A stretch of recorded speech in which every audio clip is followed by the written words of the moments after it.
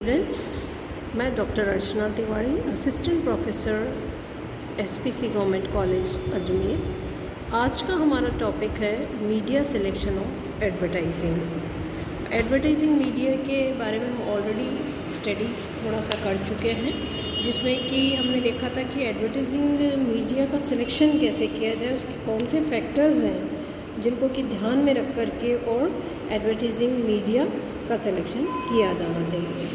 तो इसमें हम डिफरेंट टाइप्स आज हम देख रहे हैं। तो पहला इसमें आता है प्रेस मीडिया, प्रेस एडवर्टाइजिंग, या इसमें हम ऐसे विज्ञापन से तात्पर्य लेते हैं जो कि समाचार पत्र, पत्रिका या ऐसी अन्य पत्र में प्रकाशित होते हैं। तो प्रेस एडवर्टीज़मेंट को हम दो पार्ट्स में डिवाइड कर सकते हैं। पहला होता है न्यूज़पेपर एडवर्टाइजिंग और सेकंड होता है हमारा पत्रिका विज्ञापन।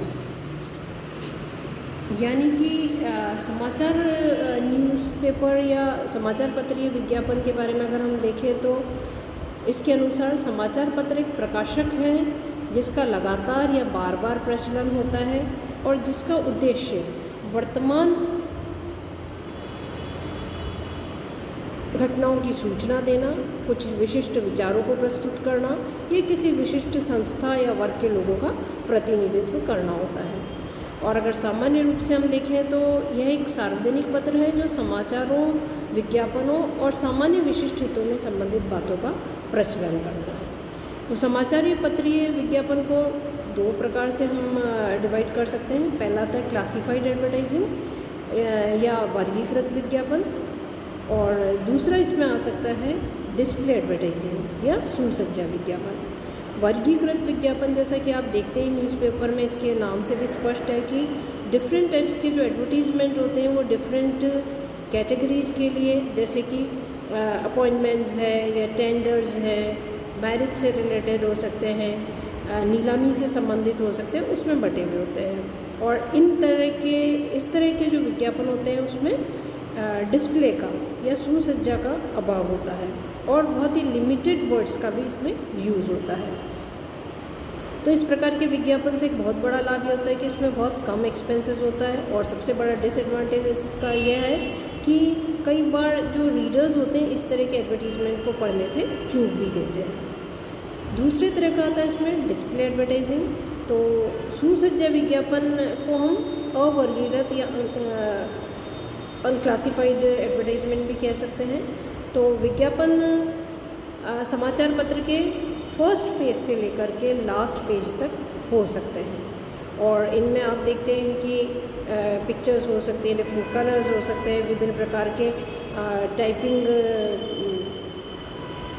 फॉन्ट्स हो सकते हैं, और जिसमें कि देखते ही रीडर तुरंत से अट्रैक्ट हो जाता है और विज्ञापन को वो पढ़ने लगता है। तो इस प्रकार के एडवर्टीज़मेंट में वस्तु के गुण, वस्तु के उपलब्ध होने का स्थान आदि सूचनाएं भी दी हुई हो सकती हैं।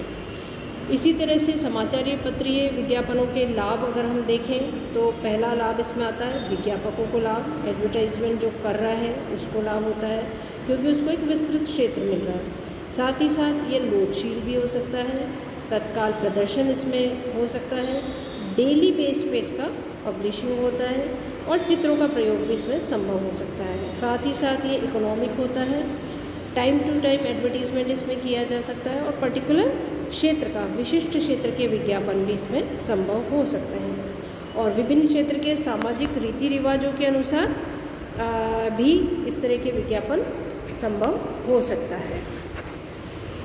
सरकारी विज्ञापन भी इसमें दिए जा सकते हैं, और संपूर्ण परिवार को प्रभावित करने वाले भी विज्ञापन हो सकते हैं। और इसके डिसएडवांटेजेस भी हैं, जैसे कि इनका बहुत ही टाइम पीरियड शॉर्ट होता है। Like nothing is alive as today's newspaper and nothing is stale as yesterday's newspaper. यानी कि सुबह से शाम तक का जीवन काल होता है। साथ ही साथ अशिक्षितों के लिए भी अनुपयुक्त हो सकता है। इसमें सीमित सुसज्जा होती है, एक रूपता का अभाव होता है, स्थान और शब्दों का सीमित उपयोग होता है, और प्रादेशिक होते हैं अधिकतर समाचार पत्र, तो उनका क्षेत्र भी सीमित हो सकता है। सेकंड एडवर्टाइजमेंट प्रेस के अंदर हम ले सकते हैं मैगजीन एडवर्टाइजिंग या पत्रिका विज्ञापन। पत्रिका एक निश्चित समय के अंतर से, टाइम ड्यूरेशन में, जैसे कि वीकली, क्वार्टरली हो सकती हैं, 6 मंथलीज हो सकती हैं, हाफ ईयरलीज हो सकती हैं। तो कुछ साहित्यिक हो सकती हैं, कुछ राजनीतिक हो सकती हैं, बच्चों की हो सकती है, युवकों के लिए हो सकती है, वृद्धों के लिए हो सकती है। तो इस तरह से मैगज़ीन एडवर्टाइजिंग भी हो सकता है। इसके लाभ ये होते हैं कि इनकी जो टाइम ड्यूरेशन है बहुत लंबी होती है, इनकी लंबी आयु होती है, इनको पाठक बार बार देखते हैं, उच्च स्तरीय हो सकती हैं, प्रभावशाली व्यक्ति से रिलेटेड हो सकती हैं, इंटरनेशनल गुडविल भी बढ़ा सकती हैं, डिफरेंट टाइप्स के कलर्स का भी इसमें यूज़ किया जा सकता है, और कई तरह के हाथों से भी गुजरती है, कई तरह के विज्ञापन लोग इसमें देख सकते हैं। साथ ही साथ ये चीप भी पड़ती है, अधिक सस्ती पड़ती है, कैटलॉग के रूप में भी इनको प्रयोग में किया जा सकता है, और ज़्यादा अट्रैक्टिव होती है। और अगर इसके दोष हम देखें तो यह किसी भी पत्रिका में विज्ञापन देना इकोनॉमिक थोड़ा कम हो सकता है।